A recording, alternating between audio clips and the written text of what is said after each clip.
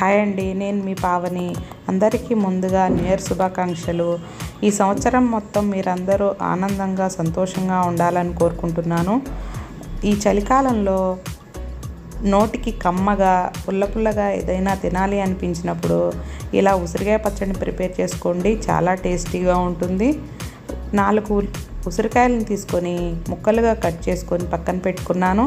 తర్వాత స్టవ్ పైన ప్యాన్ పెట్టుకొని 2 స్పూన్ల ఆయిల్ వేసుకొని దానిలో పచ్చిశనగపప్పు 1 స్పూను, నువ్వులు 1 స్పూను, మినపప్పు 1 స్పూను వేసుకొని ద్వారగా వేయించుకున్నాను.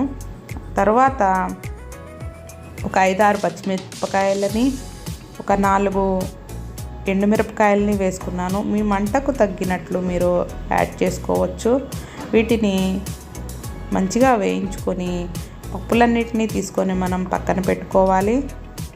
అదే ప్యాన్లో ఉసిరికాయ ముక్కల్ని, టమాటో ముక్కల్ని మనం వేసుకొని మగ్గించుకోవాలి. ఇలా మగ్గడానికి నాకు 10 నిమిషాలు టైం పట్టింది. టమాటోలు, ఉసిరికాయలు త్వరగానే మగ్గిపోతాయి.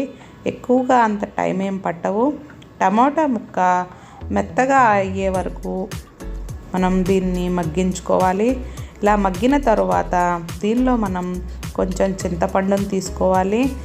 ఉసిరికాయలో కొంచెం వగర ఉంటుంది కాబట్టి దాన్ని బ్యాలెన్స్ చేయడం కోసం మనం చింతపండును తీసుకుంటున్నాము. ఇలా ఉడికించుకొని మనం దీన్ని చల్లార్చుకోవాలి.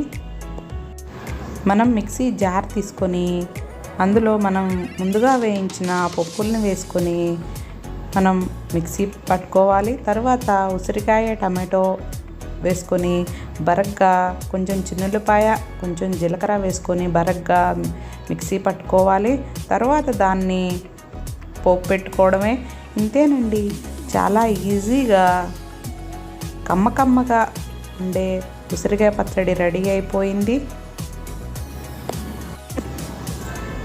దీనిని మనం వేడివేడి అన్నంలో కొంచెం నెయ్యి వేసుకొని కలుపుకొని తింటుంటే చాలా టేస్టీగా ఉంటుంది. మీలో ఎంతమందికి ఇలా పచ్చడితో తినటం ఇష్టం? ఈ వీడియో నచ్చితే ప్లీజ్ కామెంట్ చేయండి, లైక్ చేయండి, షేర్ చేయండి. ప్లీజ్ సబ్స్క్రైబ్ చేసుకోవడం మర్చిపోకండి. Thank you for watching. Bye.